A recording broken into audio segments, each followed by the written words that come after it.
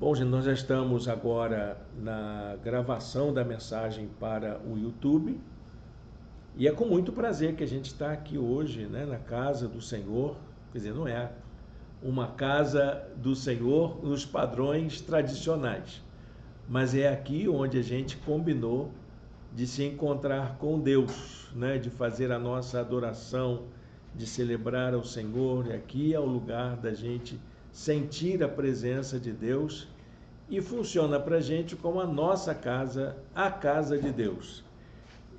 Nós estamos numa série de mensagens já de algum tempo, né? Hoje já é o quarto domingo que a gente está falando sobre esse tema.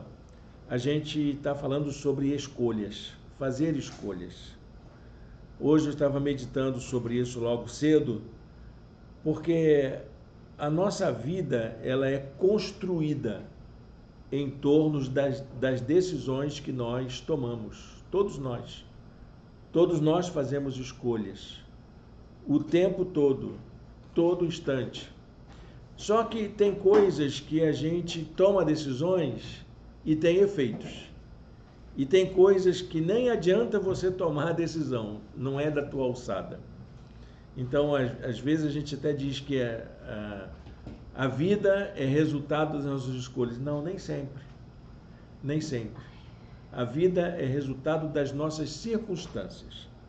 E o que a gente faz com essas circunstâncias é que é a nossa escolha. Por exemplo, eu não escolhi ficar doente. Mas o que eu faço com essa minha doença? Eu posso sofrer, eu posso achar que eu sou a pessoa mais desprezível do mundo, que Deus me abandonou. É uma escolha. Mas eu posso escolher também acreditar que o impossível pode acontecer, que o milagre pode acontecer, que a resposta, que Deus pode dar uma resposta a essa doença. E ainda mais, eu posso escolher fazer dessa oportunidade de estar doente um grande milagre na minha vida. Eu estava lendo a história de um homem que era um crente muito sincero na igreja de um determinado pastor. Ele contou isso na internet. E ele disse que esse crente era um diácono muito consagrado. Ele nunca reclamava de nada. E se tornou um grande evangelista da igreja. Ele entendia que todas as circunstâncias que ele tinha eram oportunidades dele testemunhar e falar de Jesus. Ele chegava a ser o chato, né? Onde ele estava, ele falava de Jesus. Até que um dia ele ficou doente. E ele foi ao gabinete conversar com o pastor e reclamou. E ele pensando, o pastor pensando que o crente ia reclamar, ele disse: olha, pastor, eu entendi que essa doença é uma oportunidade incrível para eu falar do amor de Jesus. E o que aconteceu com aquele crente? Ele piorou, foi internado no hospital, estava numa situação muito delicada, um tratamento intensivo. O pastor foi lá visitar aquele irmão um dia e encontrou aquele irmão sentado na beira da cama, doente, estado bem precário. Ele sentado à beira da cama, glorificando a Deus. Aí disse: e aí, meu irmão, o que está acontecendo? Aí ele disse: não falei, pastor, que era uma oportunidade de servir? Olha, aqui na enfermaria, eu já falei de Jesus e estou orando por todas as pessoas aqui. Aquele ali já aceitou Jesus. Aquele outro, ele já é crente, mas está junto comigo nessa jornada. E eu creio que até o final desse tratamento, eu vou ver todas as pessoas aqui convertidas, com suas vidas entregues a Jesus. O que você faz com as circunstâncias difíceis da sua vida? Ele não escolheu ficar doente. Ele escolheu fazer da doença uma oportunidade de servir ao Senhor. E é disso que a gente está falando, gente. É dessas escolhas. O que pode fazer a diferença na nossa vida? Essa é a escolha que nós fazemos. Eu não escolho nascer pobre, mas o que é que você faz com essa circunstância em que você vive? A gente sai na rua, não é? Está sujeito a tudo. Aí vai um assalto. Eu não escolho ser assaltado, mas o que é que eu faço com essa circunstância? Que Deus possa nos dar direção, que essas mensagens possam ajudar a gente a refletir sobre isso. E hoje nós vamos pensar numa parábola de Jesus que parece que não tem nada a ver com escolhas, mas tem tudo a ver com as escolhas que fazemos. É a parábola das 10 virgens. Meditei muito sobre essa parábola já. Durante a semana inteira eu queria escolher dentro dessa parábola algo que chamasse a atenção no que diz respeito às nossas decisões, às coisas que podem fazer diferença na nossa vida.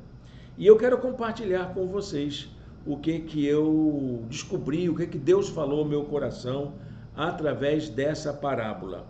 E eu escolhi um tema que tem algo a ver com isso que Deus falou ao meu coração. O tema é viver intensamente. Viver intensamente. Talvez você diga, mas o que é que tem a ver com essa parábola? Parece até aquela história de seminarista. Quando eu era seminarista tinha essa brincadeira, né? Que era a ideia de escolher um texto para pregar e você pregar uma outra coisa que não tem nada a ver com o texto.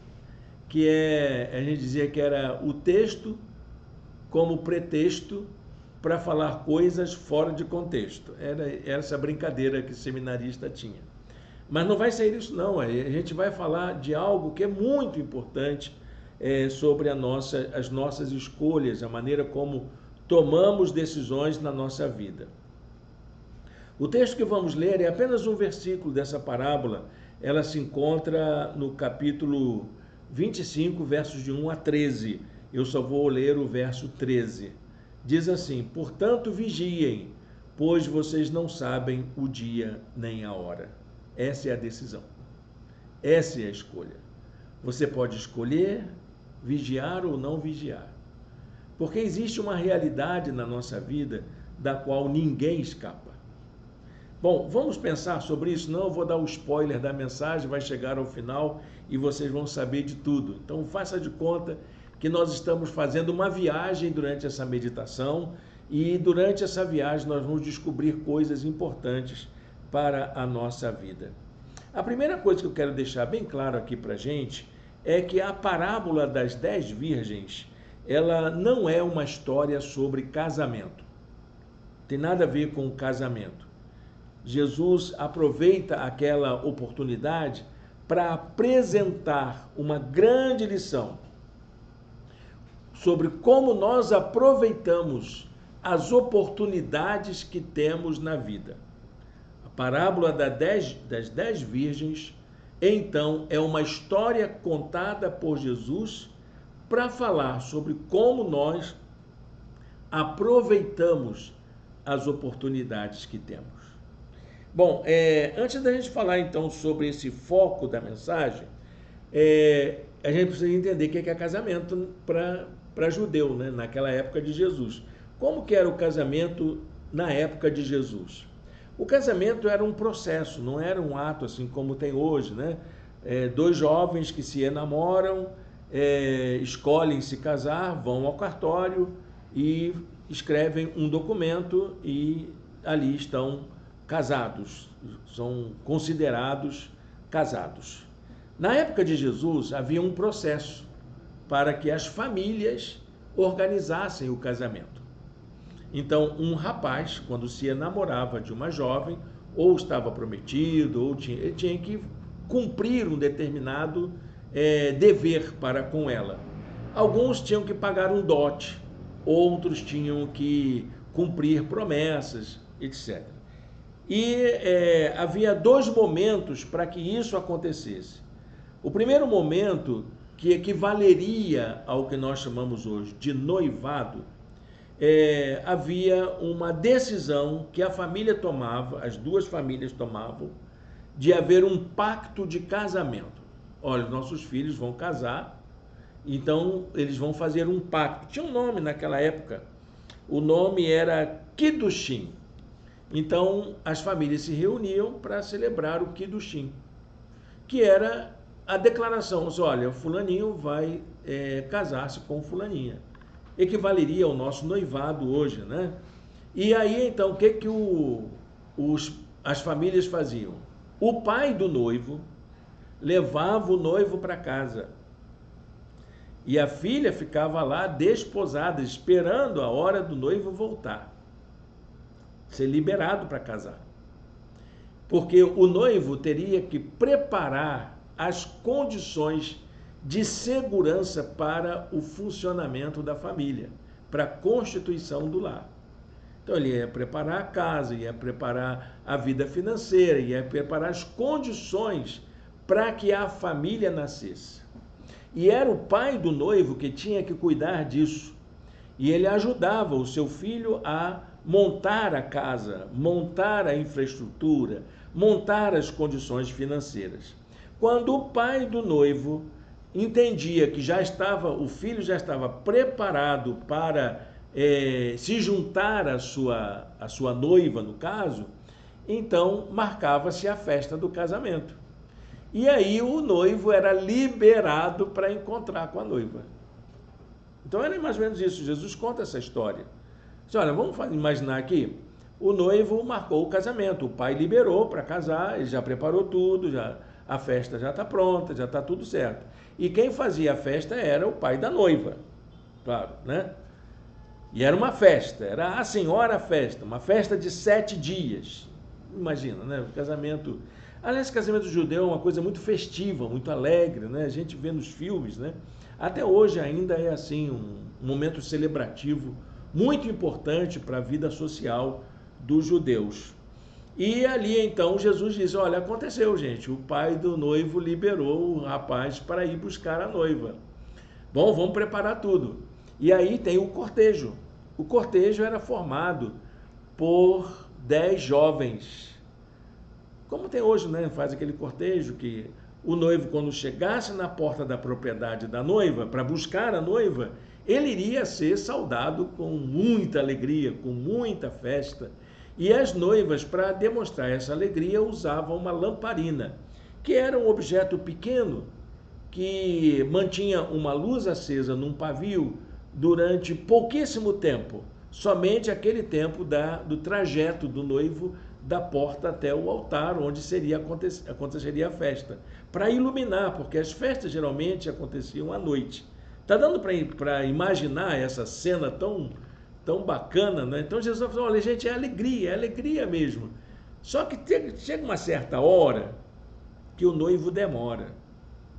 Algum problema aconteceu. Já está marcado, ele já está liberado de vir, ele não desistiu.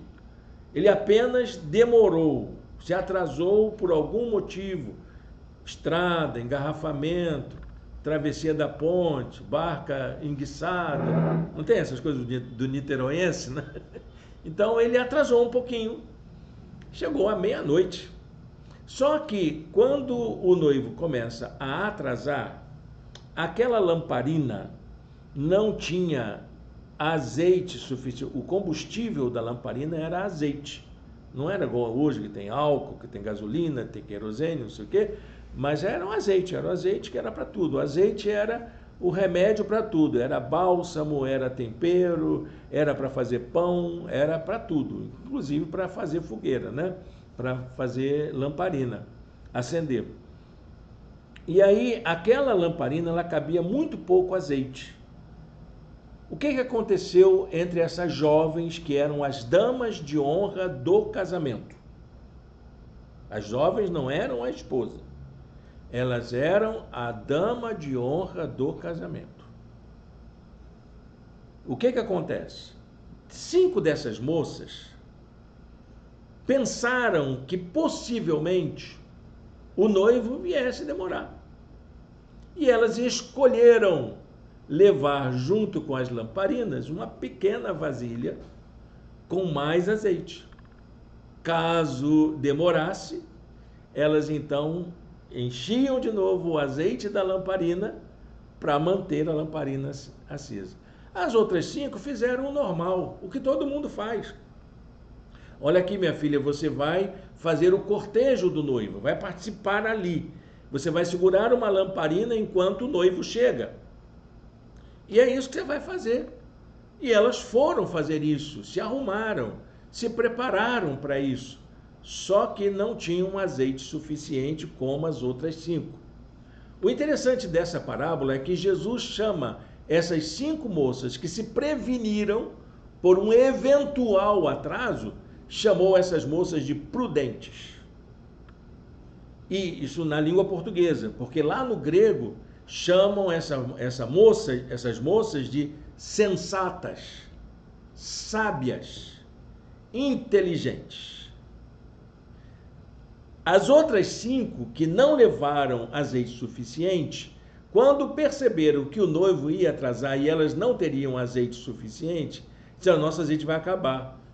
Divide esse que você tem com as... Não vou dividir não. Por quê? O que vai acontecer? Se o noivo se atrasar muito, não vai ter nem para a gente, quanto mais para vocês. Então, vai lá na venda, vai lá no comércio, isso era perto de meia-noite, né? Já era tarde da noite, elas tiveram que ir comprar mais azeite. E aí eu imagino que elas devem ter encontrado muita dificuldade para comprar esse azeite. No íntere em que elas saem e depois conseguem comprar o azeite, o noivo chega, porque não estava atrasado apenas, estava programado de vir e ele chegaria a qualquer momento. O noivo chega, manda fechar a porta e a festa acontece. Curiosamente, não aparece em nenhum momento a ideia de uma noiva, não faz referência a ela, né? Tem até gente que acha que o noivo vai casar com 10 virgens. Assim, que legal, hein? Que casamento é esse? Não, era casamento monogâmico mesmo. A noiva não é importante aqui. Nem o casamento é importante.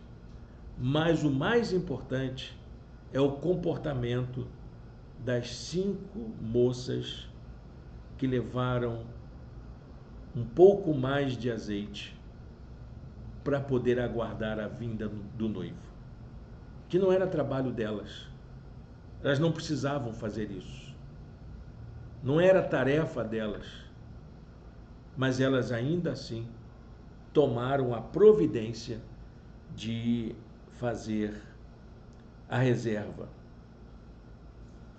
Por que aconteceu isso?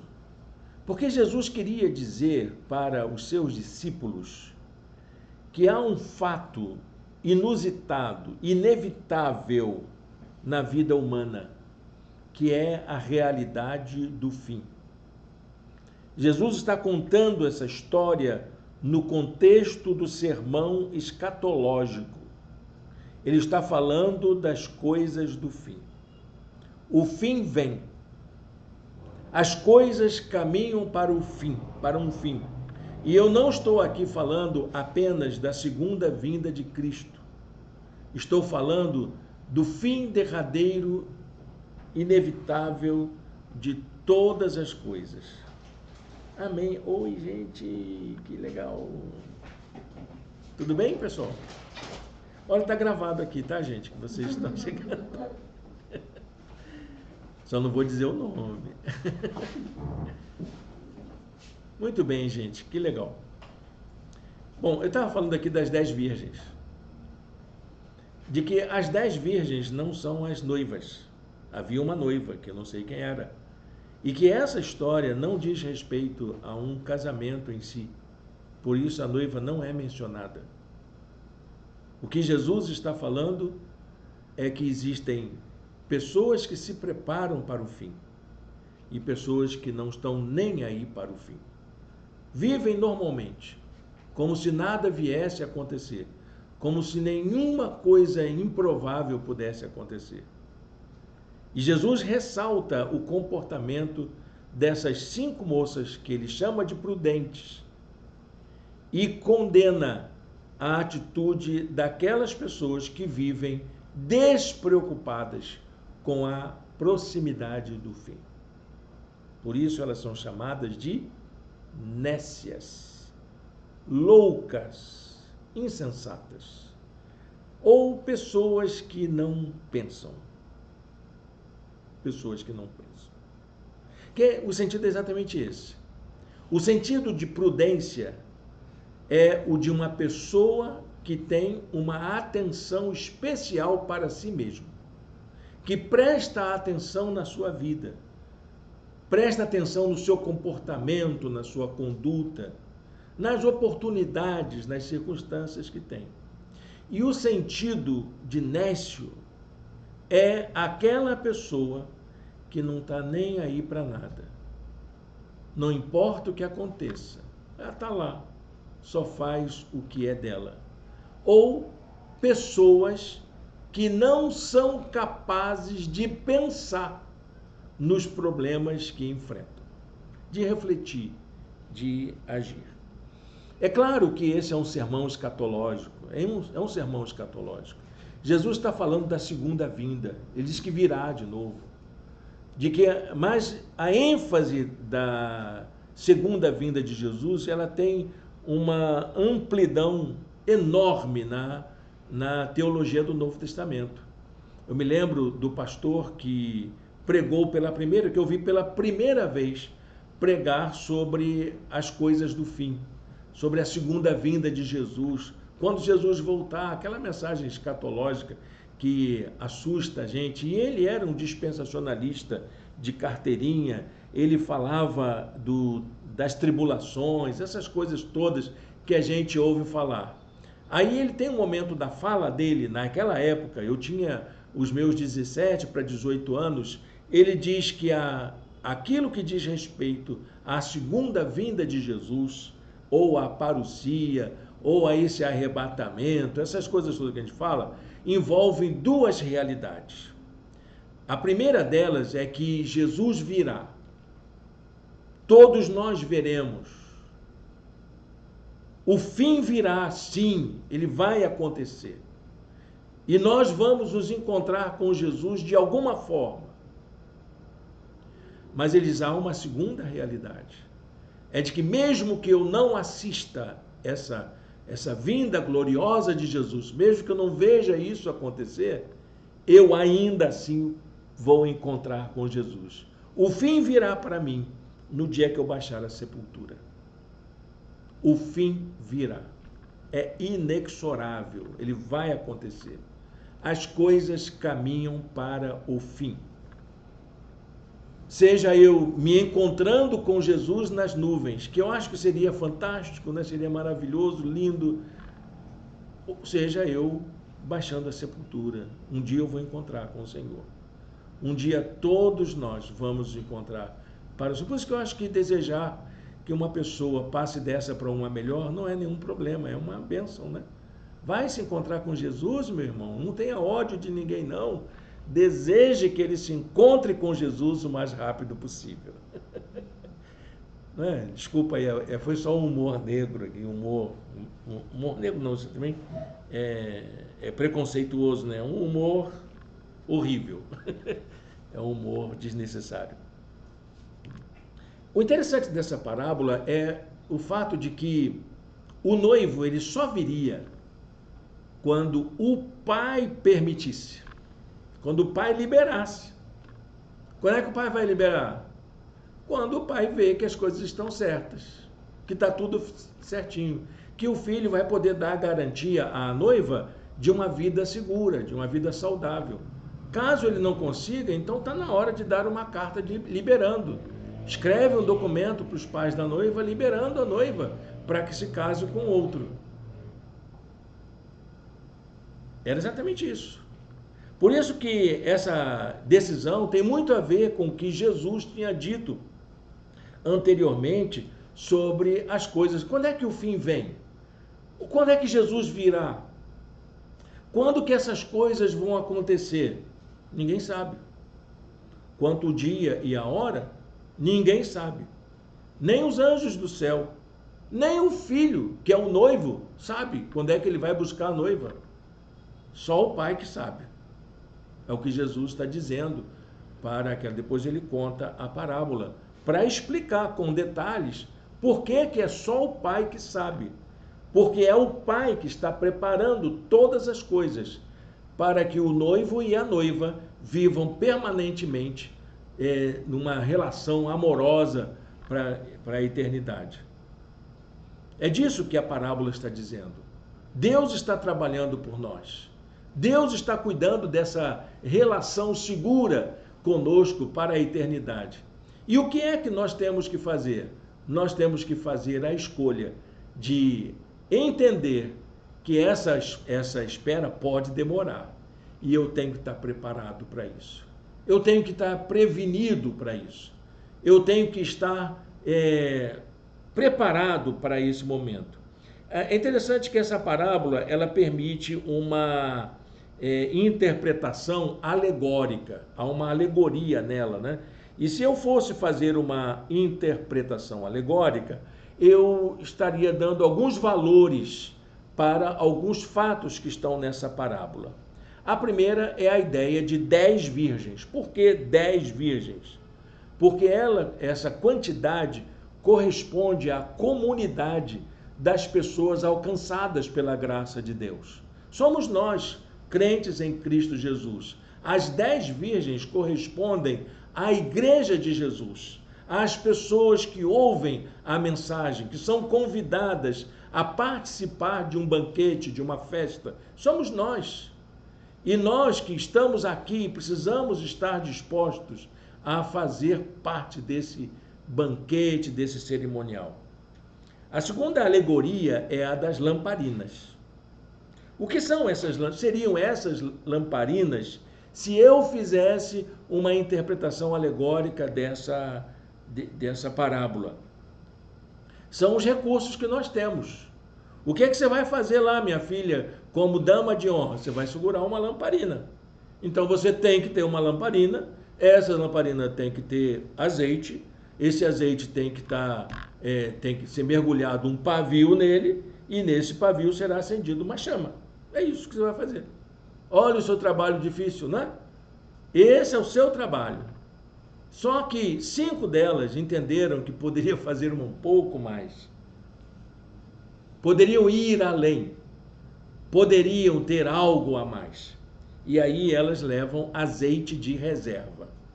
Qual é a alegoria do azeite? O azeite é aquilo que alimenta a chama. O que é que alimenta a nossa fé?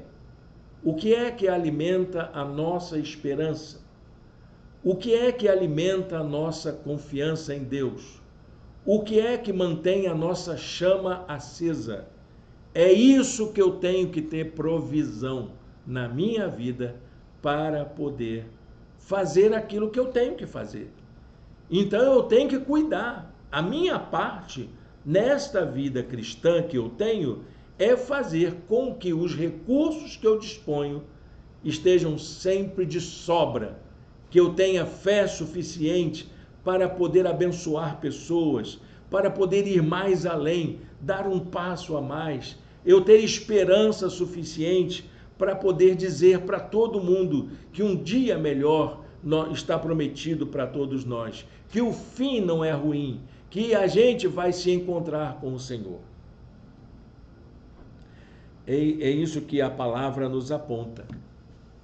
Nós precisamos fazer essa escolha de alimentar a nossa fé com a nossa esperança, com a nossa confiança em Deus.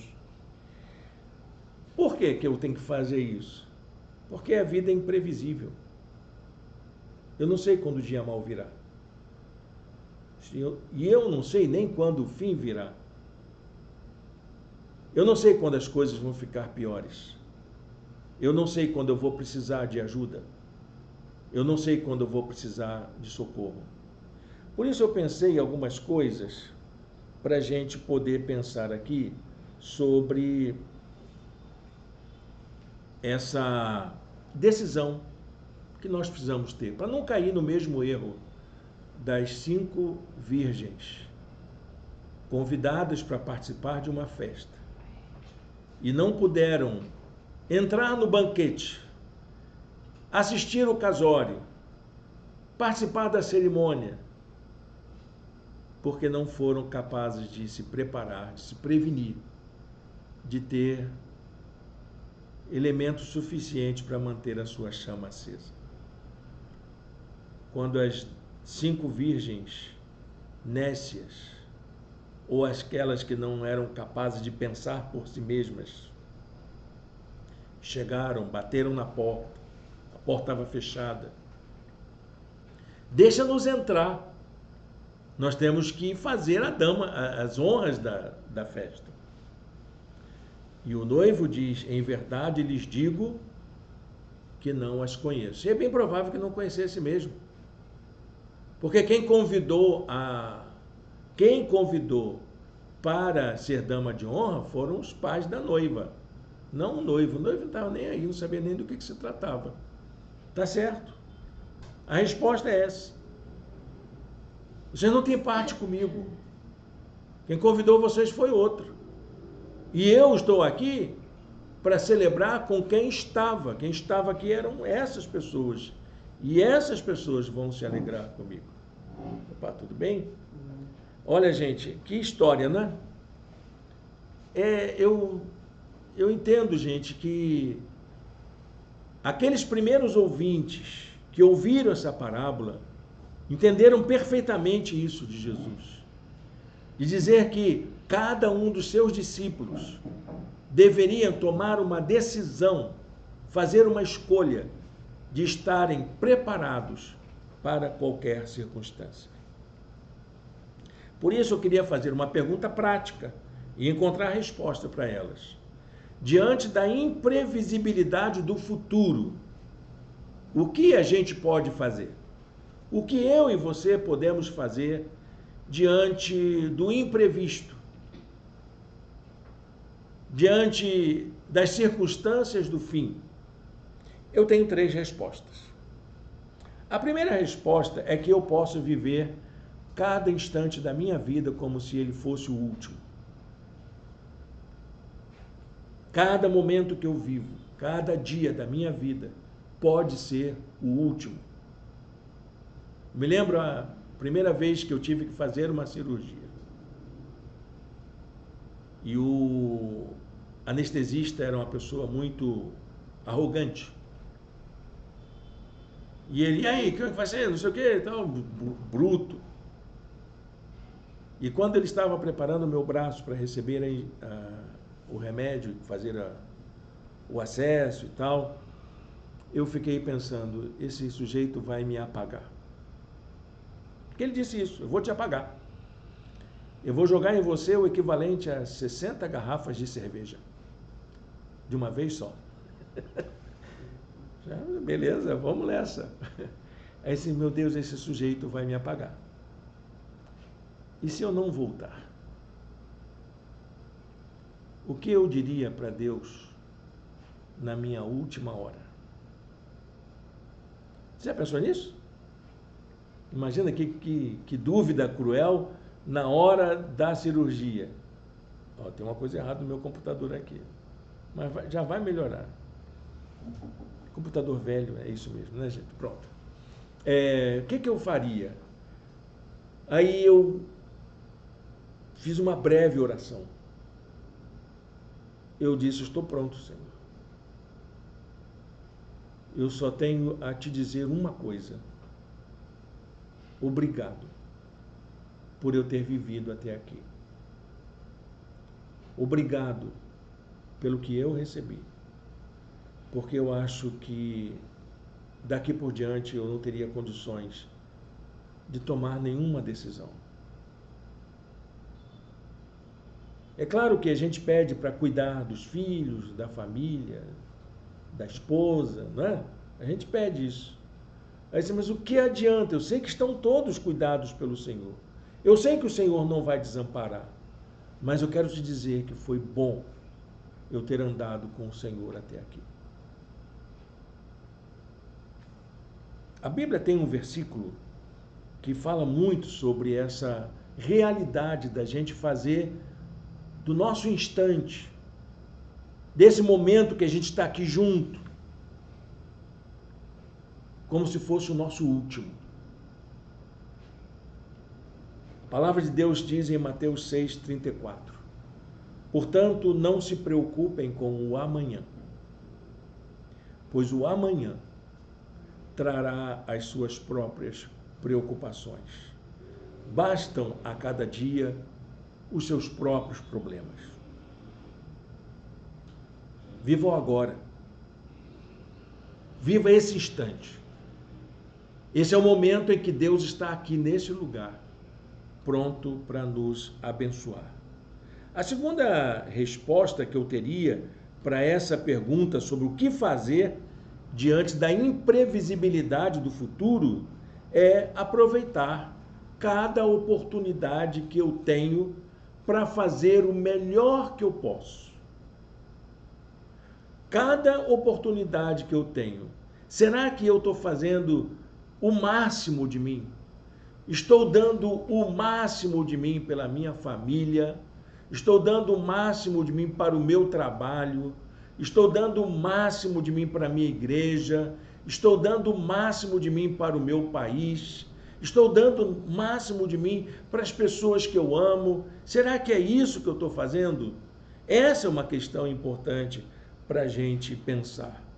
A palavra de Deus também diz: aproveitem ao máximo todas as oportunidades nestes dias maus.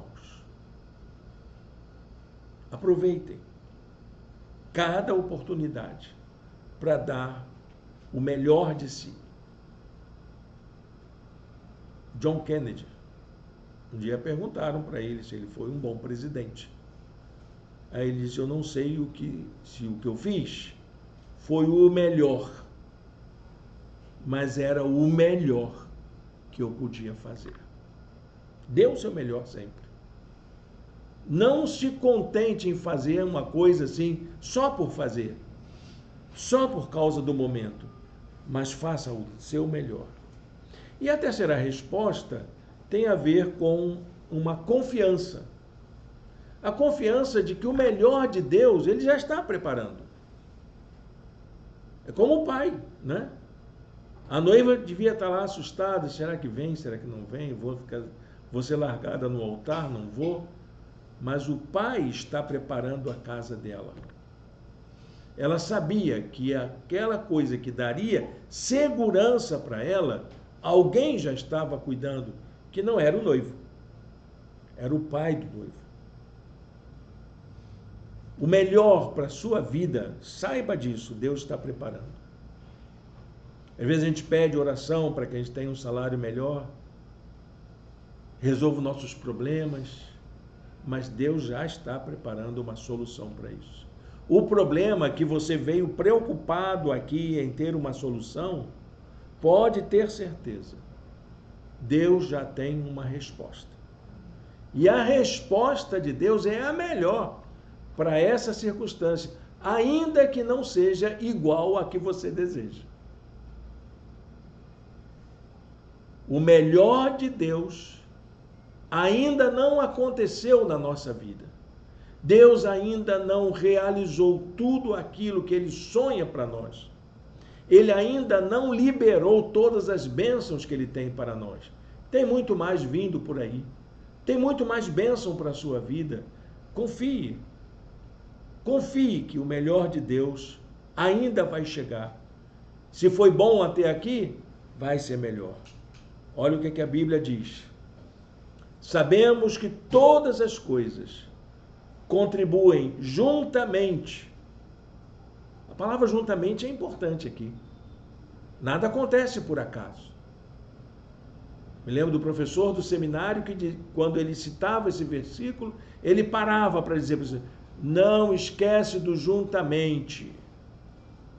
Algumas traduções mais antigas falam conjuntamente. Ou cooperam. Trabalham juntas. Porque mesmo as coisas ruins que já aconteceram com você, contribuem para o bem de todos aqueles que amam a Deus. Às vezes a gente está passando aquela circunstância que a gente acha que não vai conseguir superar, que você não merece, que é uma injustiça com você. Mas acredite, nada acontece por acaso. Nada. A Bíblia diz que tudo que acontece ao nosso redor contribui, nunca esqueçam do juntamente, juntamente, para o bem de todos aqueles que o amam. Se você foi chamado para viver o novo de Deus, o maravilhoso de Deus, pode ter certeza, Ele não desistiu de fazer isso na sua vida. Ele não desistiu de dar a você as melhores bênçãos, os melhores cuidados. Gosto de lembrar de Daniel. Daniel foi um homem de oração. E ele orou a vida inteira, desde a juventude, como um cativo. Cativo quer dizer escravo. Era um escravo que trabalhava no palácio, mas era escravo. E ele orava todos os dias, 3 vezes ao dia, para que Deus desse uma solução. Foi perseguido, desceu a cova dos leões, viu seus amigos irem para a fornalha de fogo ardente. Ele sofreu o pior dessa vida, mesmo trabalhando num palácio. E ele não desistiu de esperar pelo melhor de Deus na sua vida. Um dia o anjo o visitou. Ele já estava velhinho. Alguns comentaristas dizem que ele tinha mais ou menos 60 e poucos anos. Ou seja, ele passou cerca de 40 anos da vida dele orando. E o anjo olha para ele e diz: Daniel, desde o primeiro dia que você aplicou o seu coração a buscar ao Senhor, suas orações foram ouvidas. Deus está ouvindo sua oração, viu, minha irmãzinha querida? Deus está ouvindo. Deus está ouvindo sua oração. Ele está vendo sua causa, desde o primeiro dia. E a melhor resposta que ele tem, ele vai dar. Amém? Glória a Deus por isso, né? Eu quero ouvir amém aqui, glória a Deus, glorificação, por favor. Hoje eu estou assim, bem sapatinho de fogo, viu? É. Glória a Deus. Olha, gente, como isso me faz bem pensar assim. Como me faz bem pensar assim. Para a gente concluir essa palavra, eu gostaria de deixar um versículo que falou ao meu coração.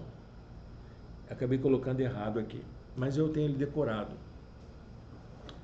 1 Coríntios 2,9. Foi o meu primeiro pastor que ele dizia que esse era o versículo como lema da sua vida. 1 Coríntios 2,9. Vê se confere aí com você, que eu não escrevi nada aqui não.